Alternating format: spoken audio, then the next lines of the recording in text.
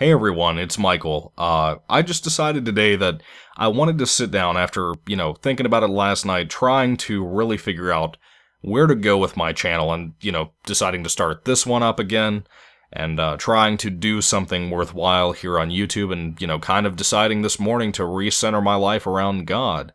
Or last night. I don't remember which one it was, but I am trying. And that's about all you can do is try. And, I'm trying. And that's about as far as I've gotten so far. Today I wanted to talk about a certain topic that a lot of people hear, I'm hoping a lot of my atheist and agnostic, and maybe not even that, maybe other religion, viewers from my last channel would come to this channel, and maybe other non-believers and whatnot would come to this channel and kind of maybe find an answer, maybe find some kind of unique idea or perspective on something they wanted to know an answer to, or possibly get another feedback on. I'm not really sure. This one is more about how the devil will try his best to attack you. And of course, I'm not talking about the mustache-twirling, red-horned devil that seems to be all over the all the things that we've seen in cartoons since, like, the 20s. That's always been the picture we've been painted of the devil. And that's not what he's like. He's an angel of light. He's supposedly one of the most beautiful, if not the most beautiful, angels to ever exist. And he fell, of course. We all know the story. I don't need to delve into that. But he's determined to make you fall with him. And he will do anything he can. He will use doubt, he will use sex, he will use drugs, he will use anything that you desire. All of the wonderful things that you've waited for, all the things that you've hoped for, in your life, he will use that to draw you in and drag you down. And I'm not just talking about to hell, I mean just in general, to just destroy your emotional state. And that's coming from somebody that constantly has fought with depression and anxiety and a lot of things his entire life. I have always struggled with those things since my parents' divorce when I was a kid. And I'm not trying to keep mentioning that in both of my videos. I know I did my introduction video, that was necessary then. I felt like it was necessary here too. So I just kind of wanted to tell you a little scenario, a little bit of a story, I guess, as to how my day went today after I decided to come to this channel, kind of restart here on YouTube, and try to really, not only slap the devil in the face, but maybe, take some of his followers away too. Maybe some people that don't know they're following him. I wanted to help, basically, and I wanted people out there that are alone and possibly lost, and maybe lost and alone, even though I just said that too, to know that they're not alone in the world. And I was one of those people in high school too that I was a total outcast, and even now at 20, I haven't gotten too far in the world either. I'm just kind of existing and floating through life, basically. And God has been so good to me and watched over me my entire life, and it amazes me the things that he does. If you don't know me, I'm going to go ahead and retell this part in case you didn't see my introduction video or haven't followed over from my old channel. My grandmother was diagnosed with cancer about 5 weeks ago. And it's all in her lungs, and it's stage 4, and it spread to her shoulder. I'm sorry, I can't talk. Even when I talk about this stuff, I get a little emotional and a little antsy, so it kind of eats away at my tongue, if you will. Well, I've got to the point anymore that I've been so bad about reading my Bible, and I've gotten so worldly, and I love movies, and I love books, and I'm so bad about being worldly about things. And I feel like it's helped me develop a little bit in my relationship with God, but at the same time, it has taken away quite a bit of what I could have had with my relationship with God. And I struggle with that. People don't think I do, but I stand around a lot at my house when I'm not out in public, and I think a lot. If you're a person like me that sits around and thinks a lot, and like when you read, for example, you tend to open doors in your mind a little bit too much, and you think a little bit too much, more than you should, probably. That's me, and I think we can all kind of relate on that page. The thing that gets me is that the devil constantly tries to do something to just, to rip me apart, to try his best to tear me away from God. And even though I'm not, the Christian that reads his Bible as much as he should, I'm trying to get better about that. Today I've tried to get better about that. Starting today, at least. You'll never guess the stuff that has happened today to me. So, get this. With the whole thing with my grandmother's shoulder, the doctors won't give her chemo, right? That didn't happen today, of course. That's happened recently that we found that out. They will not give her chemo. They said that it's kind of a pointless thing right now. She is destined to die. Aren't we all, though? So, yeah. You get my gist. I was kind of just down when I heard that news, and I was kind of hoping that she'd go ahead and go through with it and change her mind. She originally did not want to do chemo. Well, this morning, I decided before I went to work that I would go ahead and read my Bible. And for some reason, usually I'll kind of try to read like a chapter or two in the Old Testament, a chapter or two in the New Testament. Ever since I became a Christian in 2013, I've kind of tried my best to kind of keep that mentality, and then I totally failed on it. You saw what happened. Like I said, I can't just get myself to sit down and read a lot of the time. Unless I'm in total, in a phase where I want to. I struggle reading my Bible a lot of the time. And one thing I've kind of gotten to the point, too, that I'm going to probably make a video on eventually, is that I have to read the version called the Living Bible, which, as far as I can tell, is a perfect on-the-nose translation to an easier-to-understand English. I haven't seen anything changed that could possibly be like a drastic thing, within the theology. Haven't seen any problems with that, so I stick with that one. I like it. I think it works. I was reading that this morning, and usually, like I said, I kind of stick to the Old Testament first, and then go over to the New Testament.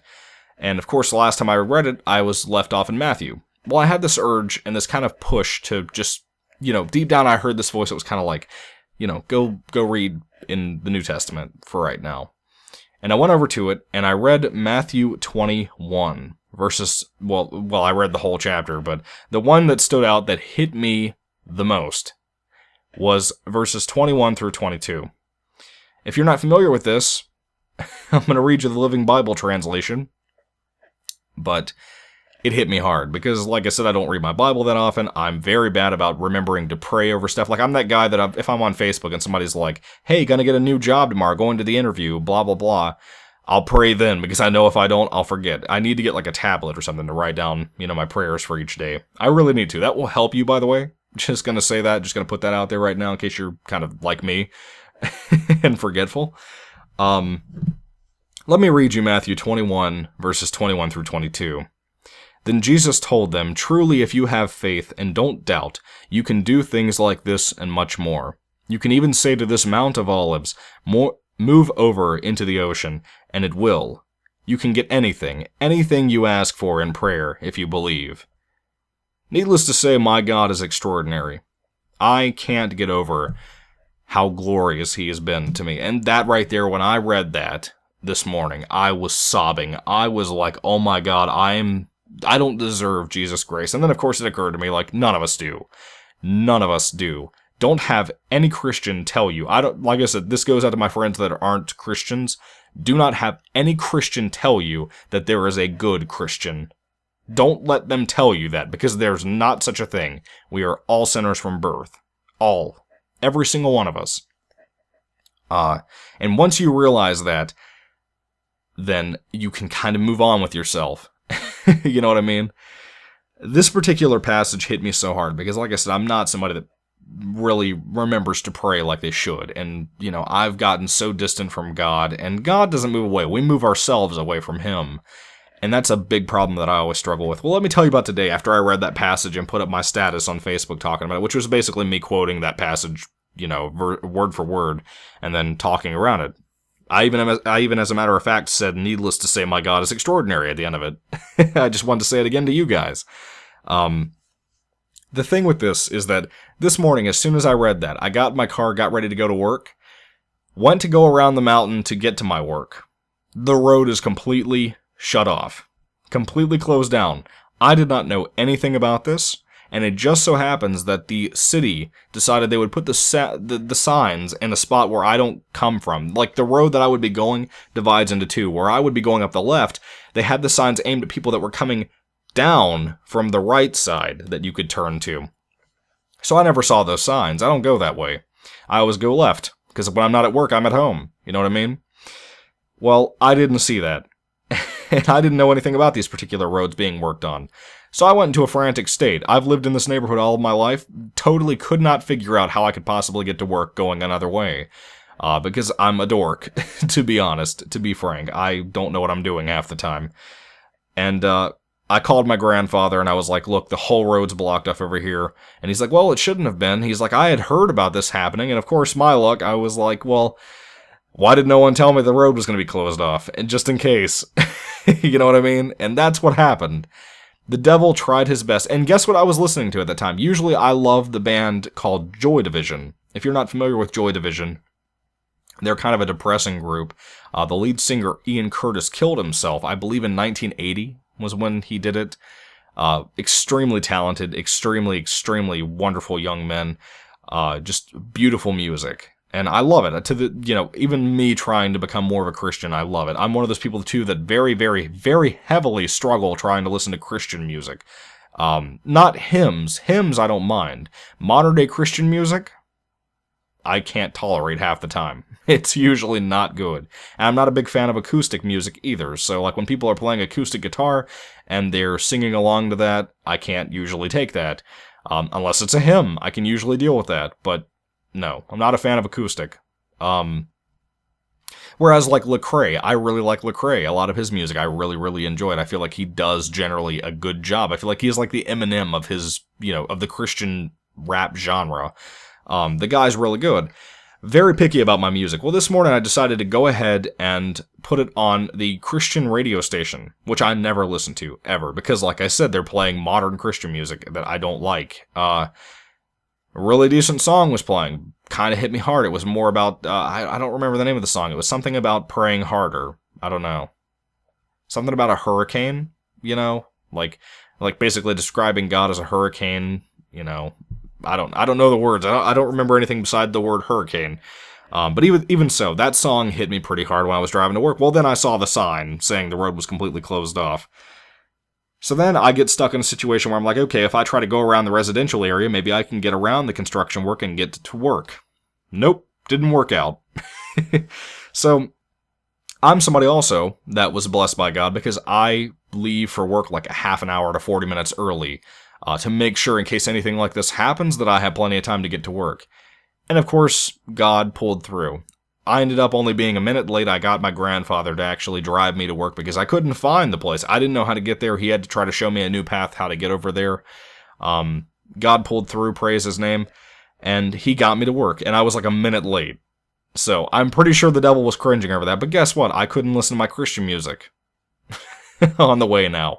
And my Bible that I wanted to read, I didn't bring it into work. I was going to leave it in my car all day and read it on my breaks, but no, that couldn't happen either. Then I get to work and of course have, it being the weekend, some people come in, they're a little rude, whatever. But then I get this wonderful, sweet, just sweet lady. And, it's her and her husband that come into my work all the time. I believe they're German and they moved to the United States a couple of years ago. And they are so wonderful, and they're Christians too. And we were talking about my grandmother. I haven't seen them since the diagnostic happened about my grandmother's cancer. So we were talking about this, and this sweet young couple, or not young, they are elderly, but they're so wonderful. I love those two so much. They hugged me, both of them hugged me, and they prayed with me right there at work. And I don't think people realize, it makes me want to cry talking about it. I don't think people realize how much that means to know that someone you've only talked to once or twice in your entire life, basically a stranger, but not really a stranger because they're so welcoming and wonderful and warm. People don't realize how much that touches people, how much that moves them and can change them. And I feel like it's a lot like referencing back to, God's love and like when Jesus was here. All he did was show those men who were in horrible situations and horrible jobs and did horrible things in their past times, showed them compassion and love and showed them how they can change for the greater good. And they did. And you see how it changed the world and how there's people that still follow these doctrines today, this theology, this wonderful thing that God has done to show his people that believe in him the way and showing them how to love.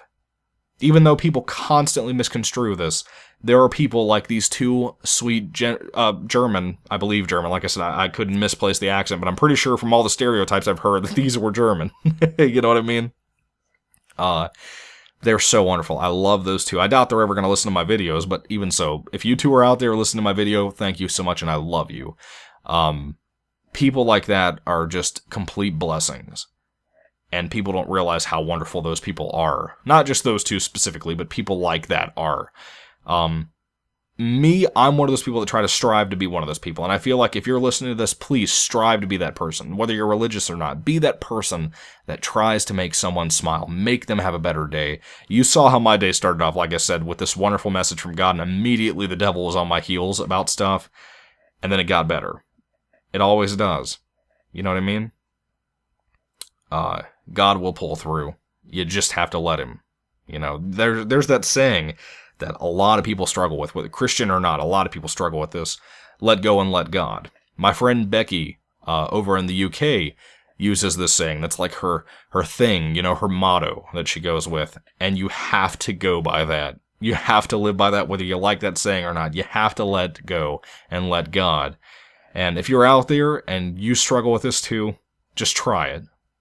You know, I told, you know, so many people, I don't know if you guys know this too, if you haven't listened to my introduction or followed me from my Facebook or my YouTube or anything like that, you probably don't know that I'm somebody that has never really had like an in-person relationship with a girl. I've only had long-distance relationships. The thing with me is that I'm so emotional. You know what I mean? I'm somebody that I'm like unstable half the time. And God kind of brings me a little bit closer to being centered and being balanced. And the thing with me is that I know how wonderful he is and what he's doing to kind of bring this balance into my life and trying to work things out for me. And I know that people like those wonderful people, like the German people I was talking about, are the kind of people that, you know, I hope will find this video. Or people that could potentially be like those German people I talked about could find this video and, you know, have this push to want to be good. And I hope that, you know, things will work out for you as well if you're like me and you struggle with this kind of situation. Not only with relationships, but just in general, trying to trust people, trying to be not a good Christian, I guess, but I guess at the same time, you try to be a good Christian and a good person. You have to try, you know, you have to let go and let God. And like I told people too, I remember where I was going now with that relationship thing. People always talk about too, how about you have to go out places to, you know, to meet people. And a lot of the time when they're saying that, they mean bars, you know what I mean? But to me, as a Christian, I feel like if I locked myself in a room for the rest of my life and I sat in the middle of the room, that eventually God would have, you know, the girl that I'm meant to be with by his will come to the door, knock on it, and ask me if I'm okay. And she would come in and then it would go from there, you know. That's what let go and let God is. And I feel like that's the best example I can give you, but that's kind of what I go by when I think of that saying. That's the best example I can use to express to you probably what could possibly help you with that. But, like I said, this video is going on a little bit longer than what I expected. I wanted to make a 10-minute long video. I made double that because I talk too much. But I just wanted to express thoroughly my day, what kind of people make it worthwhile, what kind of blessings you get that you might go kind of unnoticed at times. But they're there. And a lot of the time people just don't acknowledge that they are blessings. Even so, I thank you guys so much for being here for this topic. I hope that if Satan tries to get on your heels, you'll take advice from Jesus in the Bible and say, Satan, get behind me. That's all you can really do. But God will take care of it. As soon as you say those words, he will take care of it because you have banished the devil. And that's all, you know, everybody talks about how powerful the devil is. Yes, maybe he is. But God has given us words that we can use and things we can say and things that we can do, actions that we can do to make him just cringe, you know, just completely get hateful and angry with how we can totally show this compassion towards people that even hate us. So, try to be that person. Strive to be that person. That's what Jesus was. Anyway, thank you guys so much, and God bless you, and goodbye.